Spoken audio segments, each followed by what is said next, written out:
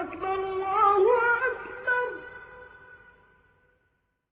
أعوذ بالله من الشيطان الرجيم. بسم الله الرحمن الرحيم.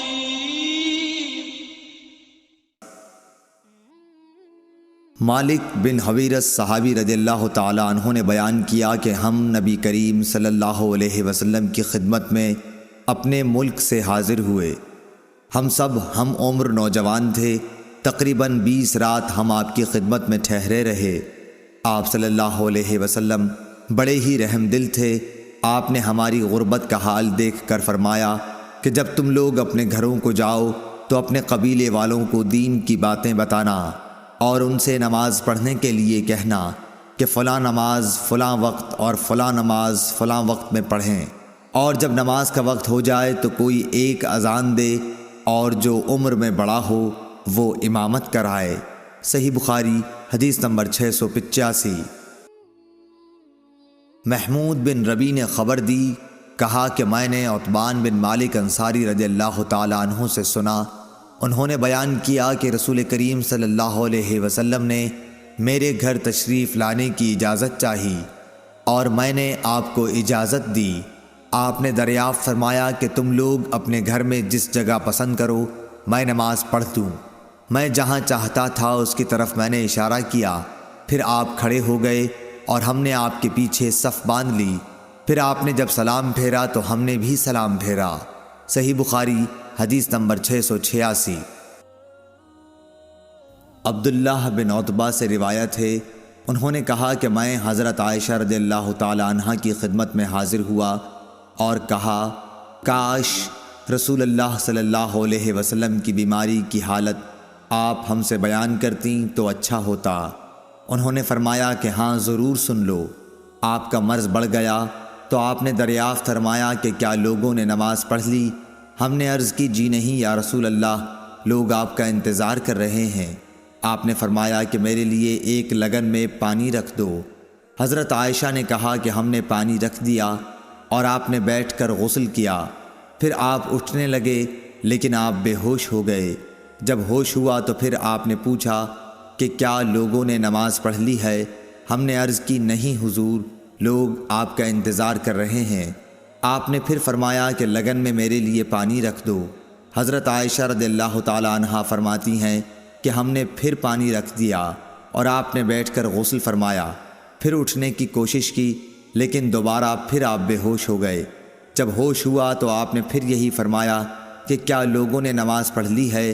ہم نے عرض کی کہ نہیں یا رسول اللہ، لوگ آپ کا انتظار کر رہے ہیں۔ آپ نے پھر فرمایا کہ لگن میں پانی لاؤ اور آپ نے بیٹھ کر غسل کیا، پھر اٹھنے کی کوشش کی لیکن پھر آپ بے ہوش ہو گئے۔ پھر جب ہوش ہوا تو آپ نے پوچھا کہ کیا لوگوں نے نماز پڑھ لی ہے؟ ہم نے عرض کی کہ نہیں یا رسول اللہ، وہ آپ کا انتظار کر رہے ہیں۔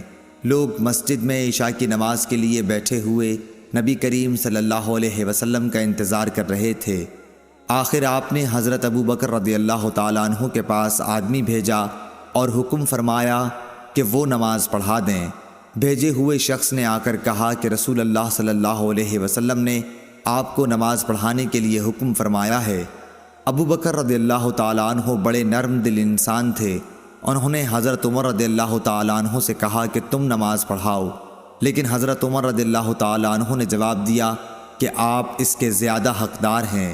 آخر بیماری کے دنوں میں حضرت ابو بکر رضی اللہ تعالیٰ عنہ نماز پڑھاتے رہے۔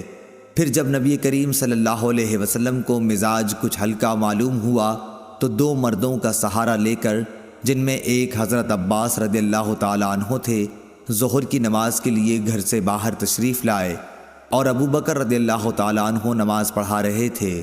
جب انہوں نے حضور صلی اللہ علیہ وسلم کو دیکھا تو پیچھے ہٹنا چاہا، لیکن نبی صلی اللہ علیہ وسلم نے اشارے سے انہیں روکا کہ پیچھے نہ ہٹو۔ پھر آپ نے ان دونوں مردوں سے فرمایا کہ مجھے ابو بکر کے بازوؤں میں بٹھا دو۔ چنانچہ دونوں نے آپ کو ابو بکر رضی اللہ تعالیٰ عنہ کے بازو میں بٹھا دیا۔ راوی نے کہا کہ ابو بکر رضی اللہ تعالیٰ عنہ نماز میں نبی صلی اللہ علیہ وسلم کی پیروی کر رہے تھے اور لوگ ابو بکر رضی اللہ تعالیٰ عنہ کی نماز کی پیروی کر رہے تھے۔ نبی کریم صلی اللہ علیہ وسلم بیٹھے بیٹھے نماز پڑھ رہے تھے۔ عبید اللہ نے کہا کہ پھر میں عبداللہ بن عباس رضی اللہ تعالیٰ عنہ کی خدمت میں گیا اور ان سے عرض کی کہ حضرت عائشہ رضی اللہ تعالیٰ عنہ نے حضرت صلی اللہ علیہ وسلم کی بیماری کے بارے میں جو حدیث بیان کی ہے، کیا میں وہ آپ کو سناؤں؟ انہوں نے فرمایا کہ ضرور سناؤ۔ میں نے یہ حدیث ان کو سنا دی۔ انہوں نے کسی بات کا انکار نہیں کیا، صرف اتنا کہا کہ کیا عائشہ رضی اللہ تعالیٰ عنہ نے ان صاحب کا نام بھی تم کو بتایا جو حضرت عباس رضی اللہ تعالیٰ عنہ کے ساتھ تھے؟ میں نے کہا نہیں۔